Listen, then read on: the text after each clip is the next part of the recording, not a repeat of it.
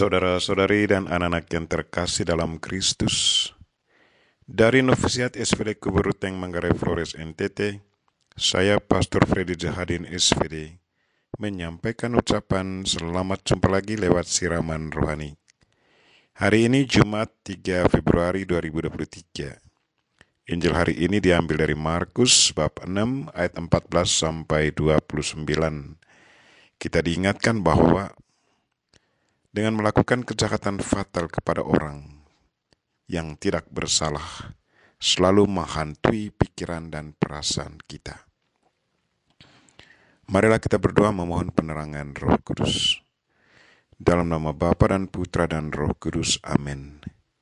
Tuhan dan Allah kami, puji dan syukur kami haturkan kepadamu, karena Engkau mengingatkan kami agar jangan menghidupkan perasaan takut yang berlebihan, karena akan sangat melumpuhkan semangat hidup kami.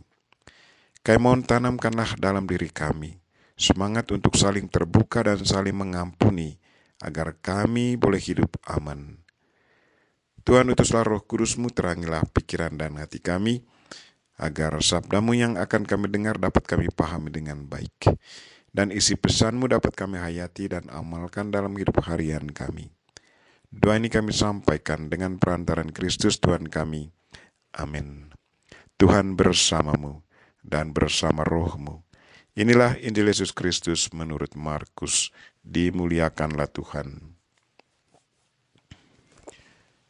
Pada waktu itu Raja Herodes mendengar tentang Yesus, sebab namanya memang sudah terkenal, dan orang mengatakan Yohanes Pembaptis sudah bangkit dari antara orang mati.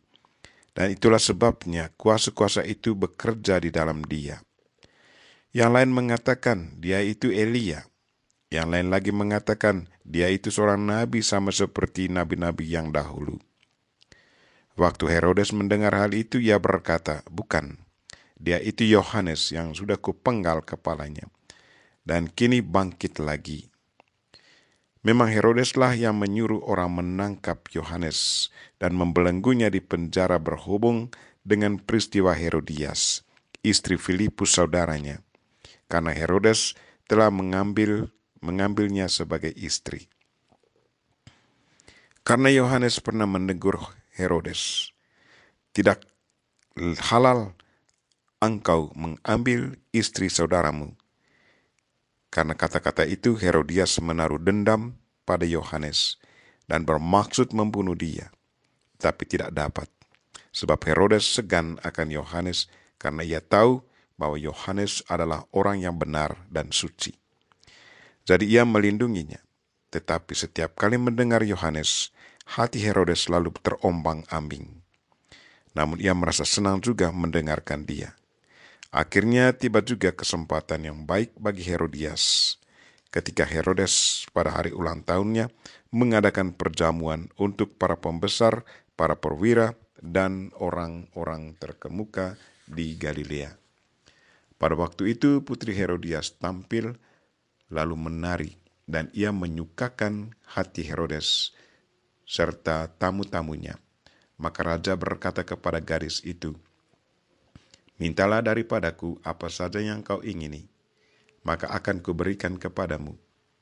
Lalu Herodes bersumpah kepadanya, "Apa saja yang kau minta akan kuberikan kepadamu, sekalipun itu setengah dari kerajaanku." Anak itu pergi dan menanyakan ibunya, "Apa yang harus ku minta?" Jawab ibunya, "Kepala Yohanes Pembaptis."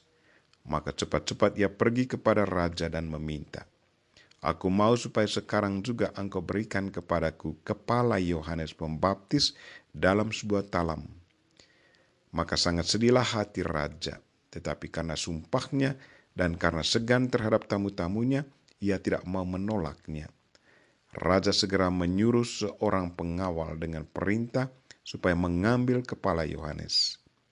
Orang itu pergi dan memenggal kepala Yohanes di penjara. Ia membawa kepala itu dalam sebuah talam dan memberikannya kepada gadis itu. Dan gadis itu memberikannya pula kepada ibunya. Ketika murid-murid Yohanes mendengar hal itu, mereka datang dan mengambil mayatnya, lalu membaringkannya dalam kubur. Demikianlah sabda Tuhan. Terpujilah Kristus. Saudara-saudari dan anak-anak yang terkasih dalam Kristus, tema renungan kita hari ini ialah melakukan kejahatan fatal kepada orang tidak bersalah selalu menghantui pikiran dan perasaan kita. Saya yakin kita semua sudah mengalami rasa takut. Entah merasa takut kepada orang yang kita anggap musuh, atau takut kepada orang yang pernah kita sakiti hatinya, atau takut kepada atasan yang sangat otoriter, atau takut jalan sendirian di malam hari. Di saat kita mengalami rasa takut, maka reaksi tubuh kita pun bermacam-macam. Ada yang berkeringat dingin, ada yang merasa lemas, ada yang merasa tubuhnya tegang, ada yang merasa tak berdaya. Perbuatan jahat yang sangat fatal selalu menghantui pikiran dan perasaan kita. Saudara-saudari dan anak-anak yang terkasih dalam Kristus, hari ini kita mendengar bahwa Herodes merasa sangat takut sesudah mendengar tentang Yesus. Orang mengira bahwa Yesus adalah Yohanes Pembaptis yang sudah bangkit dari antara orang mati. Karena kebangkitan itu, maka dia memiliki kekuatan dan kuasa melakukan mujizat. Orang lain mengatakan bahwa Yesus adalah Elia. Yang lain lagi mengatakan dia seorang nabi, sama seperti nabi-nabi yang dahulu. Tetapi menurut Herodes, dia adalah Yohanes yang sudah ia penggal kepalanya dan kini bangkit kembali. Perbuatan jahat yang sangat fatal dari Herodes, memenggal kepala Yohanes, di masa lampau itu selalu menghantui pikiran dan perasaannya. Batinnya selalu merasa tidak nyaman, selalu takut kepada apa atau siapa saja. Dia malah memperbenarkan apa yang dipikirkannya sendiri, bahwa Yesus adalah Yohanes yang bangkit dari kematian, walaupun hal itu sama sekali tidak benar. Sama saudara dan anak-anak yang terkasih dalam Kristus, lewat Injil hari ini, kita mendengar bagaimana Herodes dengan sangat yakin katakan kepada orang lain, bukan, dia itu Yohanes yang sudah kupenggal kepalanya dan kini bangkit kembali. Pikiran itu muncul karena pengaruh rasa takut yang berlebihan. Kejahatan yang dilakukannya selalu menghantui pikiran dan perasaannya. Ketakutan sudah melumpuhkan pikiran sehat Herodes. Dia takut jangan-jangan Yohanes yang kini hidup kembali akan membalas dendam dan membunuh dia. Atau dia takut jangan-jangan Yesus yang dianggapnya Yohanes itu menjadi semakin terkenal dan memimpin partai politik untuk melawan kekuatan politiknya. Semua pikiran negatif ini keluar dari rasa takut yang berlebihan, yang dalam kenyataannya sebenarnya bukanlah seperti yang dipikirkannya. Yesus Kristus adalah pribadi yang sangat berbeda dari Yohanes Pembaptis. Yesus Kristus adalah Mesias, sementara Yohanes adalah penyiap jalan bagi kedatangan Yesus Kristus. Saudara-saudari dan anak-anak yang terkasih dalam Kristus, apakah kita juga pernah mengalami hal yang sama seperti yang dialami oleh Herodes? Apakah kita selalu memikul perasaan bersalah yang berlebihan sampai pikiran dan perasaan sehat kita pun menjadi lumpuh?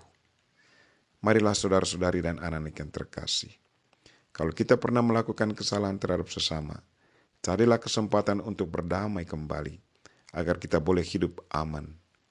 Janganlah biarkan kesalahan dan kebencian bersarang dalam perasaan dan pikiran kita. Semakin kita membiarkan kesalahan dan kebencian bersarang dalam diri kita, maka hidup kita tidak akan menjadi nyaman lagi. Semangat hidup kita akan menjadi lumpuh, dan perasaan dan pikiran kita akan selalu dihantui oleh ketakutan. Kita berdoa semoga Tuhan selalu menyadarkan kita untuk secepatnya berdamai dengan sesama. Kita mohon Bunda Maria, Ratu Damai, untuk selalu mendoakan kita. Amin. Marilah kita mohon berkat Tuhan.